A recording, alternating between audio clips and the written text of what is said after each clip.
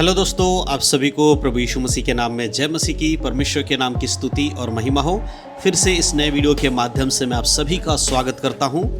आज इस वीडियो के माध्यम से मैं आपको बताने वाला हूं, क्या मसीह लोगों को संडे के दिन आराधना करना चाहिए या फिर शनिवार के दिन।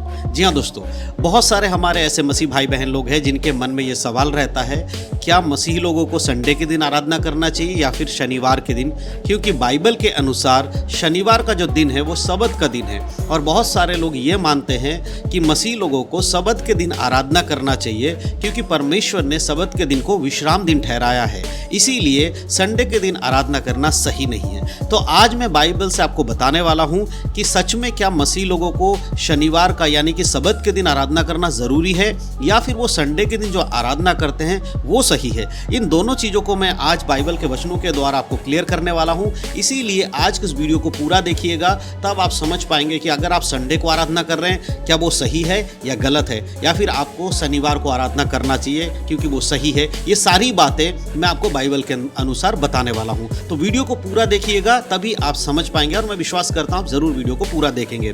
तो सबसे पहली चीज मैं आपको बताना चाहता हूं, देखिए बाइबल के अनुसार सबत का जो दिन है वो विश्राम दिन है, यानी कि शनिवार का दिन होता है। शनिवार के दिन को ही सबत का दिन कहा गया है। अगर बहुत सारे लोग कहते हैं कि संडे का दिन सबत का नहीं, लेकिन बाइबल के अनुसार अगर आप देखेंगे तो शनिवार का दिन होता है सबत का दिन, क्योंकि बाइबल हमें बताती है परमेश्वर ने 6 दिन सब कुछ बनाया। 6 दिन परमेश्वर ने सृष्टि की रचना की, पेड़ पौधों को बनाया, सब कुछ आसमान को बनाया, जीव जंतुओं को बनाया। उसके बाद 7वें दिन परमेश्वर ने विश्राम किया और परमेश्वर ने उस दिन को पवित्र ठहराया।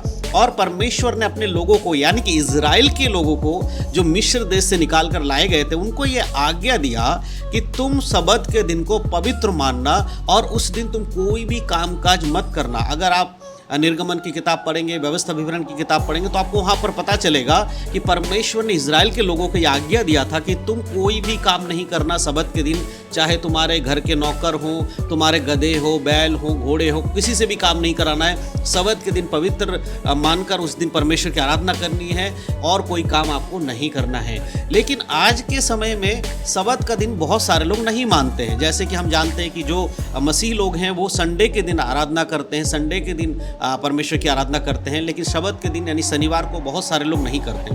तो इसीलिए काफ़ी सारे मसीह लोगों के मन में ये सवाल रहता है कि कहीं ऐसा तो नहीं कि संडे का जो दिन हम आराधना कर रहे हैं वो ठीक नहीं है, परमेश्वर नाराज़ हो जाएंगे, या फिर हमें शनिवार के दिन ही करना चाहिए। तो सबसे पहले मैं आपको एक बात बता देना चाहता हूँ, जब ये सबत के दिन की बात हो रही है तो ये सबत का दिन का मानने के बारे में परमेश्वर ने केवल इजराइल के लोगों को, यहूदियों को कहा था, इजराइल के लोगों से कहा था कि तुम पवित्र मानना उस दिन को और कोई कामकाज नहीं करना। अगर आप निर्गमन की किताब उसका 20 अध्याय पढ़ते हैं तो वहाँ 10 आज्ञा लिखी हैं। उस 10 आज्ञा में आपको ये मिलेगा कि परमेश्वर ने कहा है कि कैसे करके आपको सबत का दिन मानना है।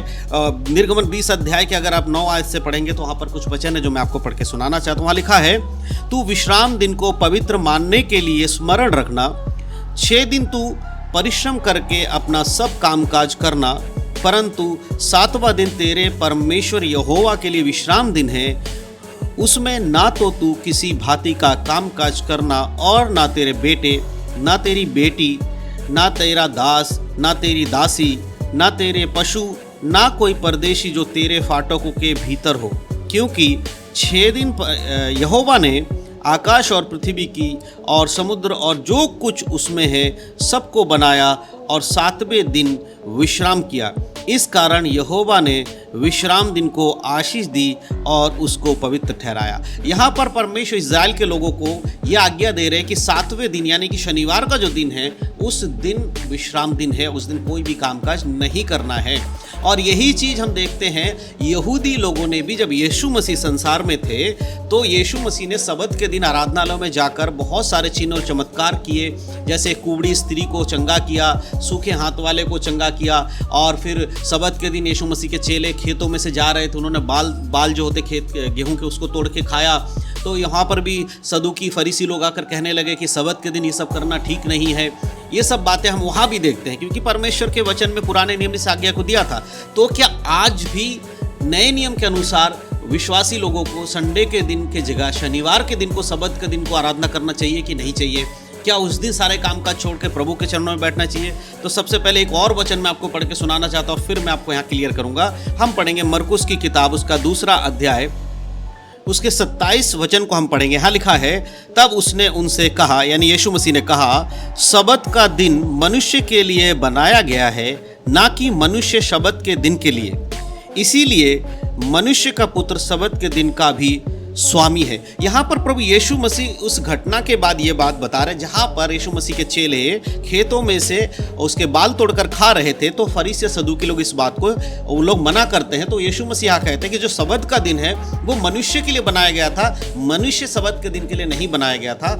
और इसीलिए यहाँ पर कह रहा है कि तुम्हें इस चीज़ को समझना होगा कि यीशु मसीह जो है वो सबत के दिन का प्रभु है, यानी कि वो चाहे तो उस दिन को ख़त्म भी कर सकता है, रख भी सकता है, क्योंकि परमेश्वर ने पुराने समय में इजराइल के लोगों से कहा था कि सबत का दिन मानना है। लेकिन यीशु मसीह नए नियम में कहते हैं कि तुम्हारे लिए अब सबत का दिन मानना जरूरी नहीं है, क्योंकि मैंने व्यवस्था को पूरा किया है, उन बातों को पूरा कर दिया है जो एक मनुष्य के लिए करना असंभव था। इसीलिए आज के दिन जो व्यक्ति सबत का दिन मानता है वो बाइबल के अकॉर्डिंग सही नहीं है, क्योंकि बाइबल में जो सबत का दिन दिया गया था वो इजराइल के लोगों के लिए दिया गया था, यीशु मसीह के आगमन से पहले के लिए था। जिस समय तक यीशु मसीह संसार में आकर क्रूस की मृत्यु सहकर हमारे लिए उद्धारकर्ता नहीं बन गए, तब तक ये चीज़ें लागू थी इजराइल और यहूदी लोगों के लिए। लेकिन आज हम जो अन्य जाति से आए हैं, हम लोगों के लिए सबत का दिन को मानना अनिवार्य नहीं है। हम संडे के दिन पे अगर आराधना करते हैं तो उसमें कोई गलत नहीं है। शनिवार को आराधना करना, सबत के दिन करना, ये कहकर कि सबत का दिन आराधना नहीं करेंगे तो परमेश्वर नाराज हो जाएगा, ये गलत बात है। अगर आप शनिवार के दिन आपको छुट्टी मिल रहा है तो आप शनिवार को आराधना करिए। अगर आपको बुधवार के दिन छुट्टी मिल रहा है, बुधवार को आराधना करिए।